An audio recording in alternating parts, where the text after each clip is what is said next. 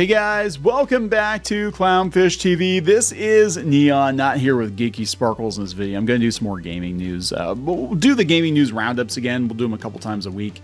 But this one I thought kind of warranted its own video because we're talking about Marvel Rivals and we're talking about Concord. And of course, Concord was a massive, massive failure for Sony, right? It was a Firewalk Studios. It was $200 million to make the game and then another $200 million reportedly to make the game again because the first version of the game sucked. The second version of the game sucked a little bit less, but it still sucked. And the game was shelved after less than 2 weeks. Less than 2 weeks on the market. It was a massive, one of the biggest failures in gaming history.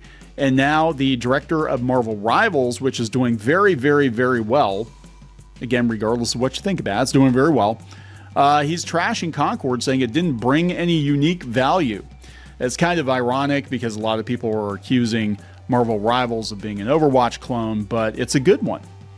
It actually is a good-looking game. Lots of people are downloading it. I like the fact that the Marvel characters look like they should look in the comics now.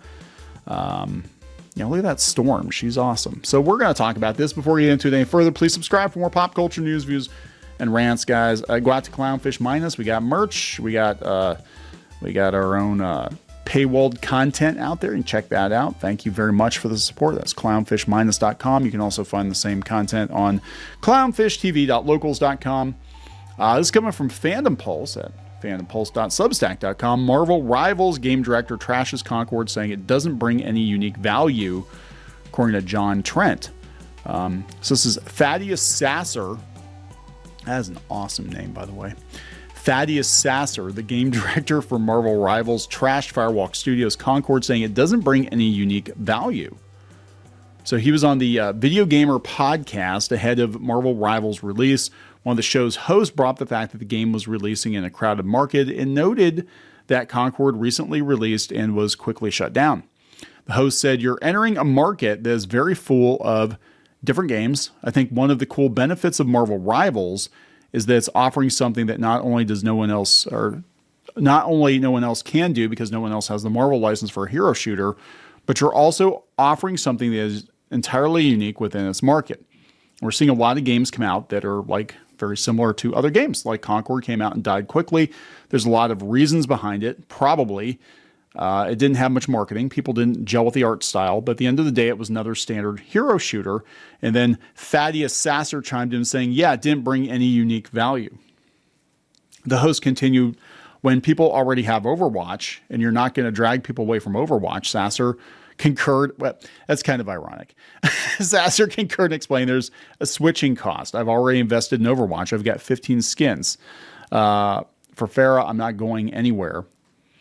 Then the host asked, when you're pitching or working on a new free-to-play game in the current market, are there worries that you're not going to grab that crowd? It's quite evident that Marvel Rivals will at least kick off very well, especially considering the massive Discord following and how big those playtests were. Is there any worry? Thaddeus Sasser. God, that's an awesome name. He replied, as a game developer, you're always worried until the audience has already responded. And the truth is, I don't think anybody can accurately predict this or the game industry would be radically different. So yeah, I mean, here's the thing, like a lot of these games, they're trying to cash in on a successful formula, but again, he's right about the, investment, right? The switching cost. He's right about that. Somebody's been playing a particular, especially an online game, MMO or a hero shooter or whatever. They've been playing that as their main game for 5+ years, and they've got, all kinds of skins and DLC, and they're ranking well, and they got their clan, the whole thing, right? They're not going to switch. You got to give them a damn good reason to switch. And a lot of people, they'll latch on to a game that comes out a shooter or something when it comes out because they want to get in early if they think it's going to take off. Concord, there was literally nothing about it. There was literally nothing about that game that said, hey, this is going to be the next big thing, right?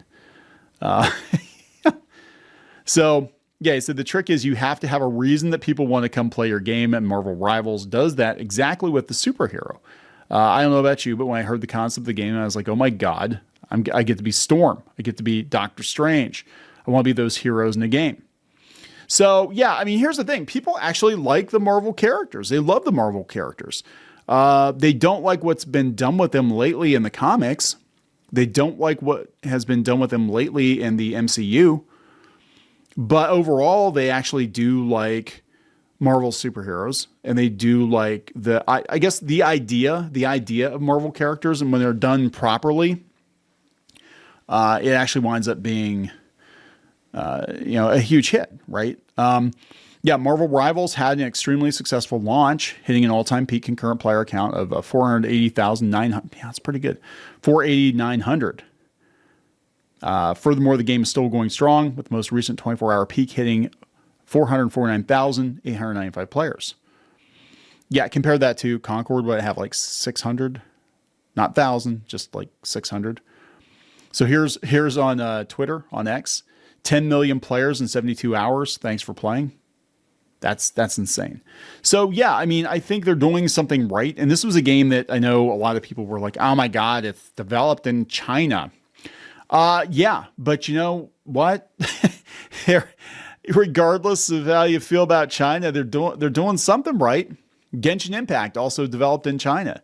They seem to be giving gamers what they actually want. And again, this is a good lesson for Disney. It's like, if you actually take the characters you own and you give them to people that give players or audiences the versions of those characters that they want to see, you can turn it around, right? I mean, you can turn around. If they were using the MCU versions of the characters, or God forbid, the current comic book versions of the characters, I don't think this game would be nearly as successful.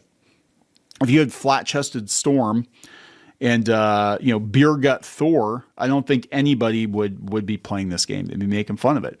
And if you gave this game to a Western developer, that's what you would have gotten.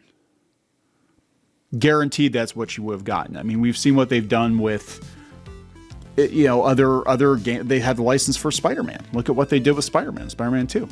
Mary Jane, look what they did to her, right? So yeah, I mean, I think the fact that the game is developed by a Chinese company is part of the reason that they've gotten the essence of the Marvel characters, right? And I'm kind of sitting here thinking about comics, and I'm like, would Marvel be better off just outsourcing everything to Japan or Korea, all the comics, and calling it a day? Maybe have American writers, but have a vetted team of American writers, Western writers, but then all the artwork is done overseas.